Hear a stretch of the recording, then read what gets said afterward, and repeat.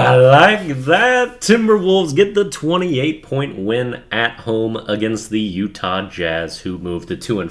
Timberwolves now 3-2, with all three wins coming at home, 3-0. Love to establish some home court dominance, a quality of all great basketball teams. And the Timberwolves, are we maybe going to become one of those? We're establishing something that we did not have all of last year, and that the Timberwolves certainly had the year prior to that when we were a legitimately good team. That's an identity. And it's basically the opposite of last time this team was good with Chris Finch, where it was all about being a high turnover forcing team, opportunistic on defense, super explosive offense. We had the number one offense that year. And now we're all about the tough-nosed defense and just stifling everyone. Not too turnover forcing heavy, just steady. And that wasn't super the case tonight. We were the number one overall defense coming in tonight, by the way, and holding to the Jazz to less than 100. That's not going to be changing. The weaknesses in the D tonight, we gave up so many offensive boards. They got 17. That's something we've been better with this year, our defensive rebounding percentage. It was, I think, 26th in the NBA last year. I think we were at number 2 coming in. Three-point defense was a little problematic in the first half, too, but second half, I think they either made one or two three-point baskets, so we really stepped it up there. And my grandma watches these Wolves games, not with me usually, but simultaneously. And she texts me, she's like, do you think the Wolves win this one? I'm like, yeah, I think we can fix it.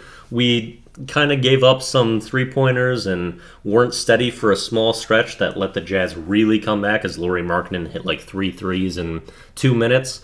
But you kind of looked at that and were like, most of this is fixable. And the shot quality that we're forcing the Jazz into, especially their first shot, was pretty poor a lot of the time, although they'd get those second ones a good amount. And the defense has been great. Shout out to Karl Anthony Towns and Naz Reid. They've both been a lot better than the previous season defending out there, as they've got kind of a compromised position guarding fours. Rudy Gobert, that's maybe the best 5-game stretch of basketball I've seen him play as a Timberwolf, and it's to start this season.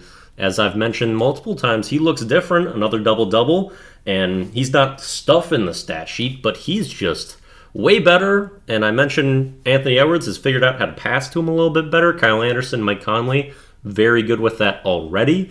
And so we're utilizing him better. Karl Anthony Towns finally has an efficient scoring game in this one. Really loved his third quarter. That's when he was super aggressive and imposing, just bullying John Collins, getting to the free throw line so much. And the third quarter had been kind of a collapse point yet again for the Wolves this year. So him stepping up there was really big for us. Anthony Edwards, 31 points, 13 of 19 shooting, 6 assists, 8 boards. That's not something I like bat an eye at this point. That's how good this dude is. I basically expect that, and that's noteworthy because he has really elevated his game, as has Naz Reid.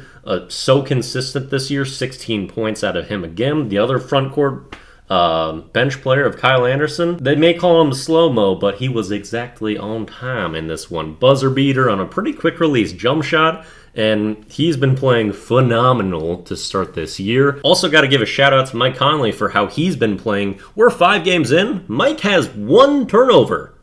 Why? As a primary ball handler, point guard, 1 turnover through 5 games? That's spectacular.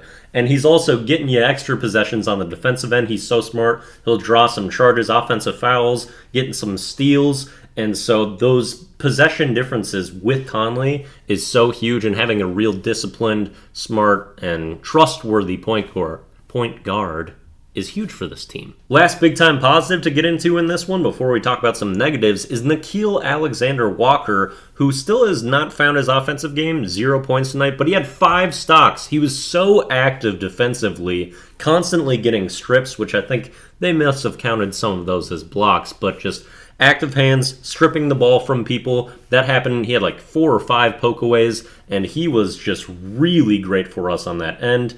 Hasn't found the offense, but that will come. We noticed this with Nickeil when he joined the team last year. He would kind of have a stretch of about 6 or 7 games where he's dynamite, shooting the ball, really just on top of the offense.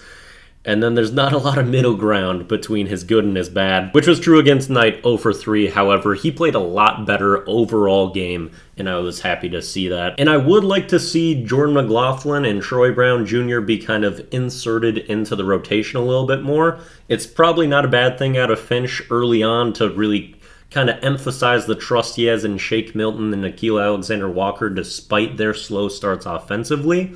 But I think those other two players really could be impactful, and they grind and really have the effort every night, where I think they could be a little bit more consistent for us. Another note on the Timberwolves defense, they're so much better when it comes to fouling this year. We were 29th in the NBA the previous season for fouling, so second most in the league.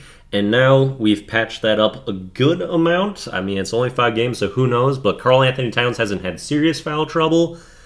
But main negative, and something that really needs to see some improvement, is Jaden McDaniels and his foul woes. He fouls out of this game, only 20 minutes played. He picked up his first 3 in only 7 minutes, and then he picks up his 4th 15 seconds into the first half, getting back onto the court. Then picks up his 5th. It's a 1-on-2 transition. He's flat-footed after the pass has gone out, just kind of hacks John Collins, who's already airborne. And, I mean, sure, you stop the easy 2, but when you've already got foul problems, you got to kind of just give those up when you're in an extremely compromised position, and it's not a smart foul to take there. Jaden needs to really eliminate these ticky-tack ones from his game with how difficult his assignments are always and how unforgiving the Insocure rhymes seem to be of him at this point. So he's got to really mature with that, and it's a big detriment. We didn't need him tonight.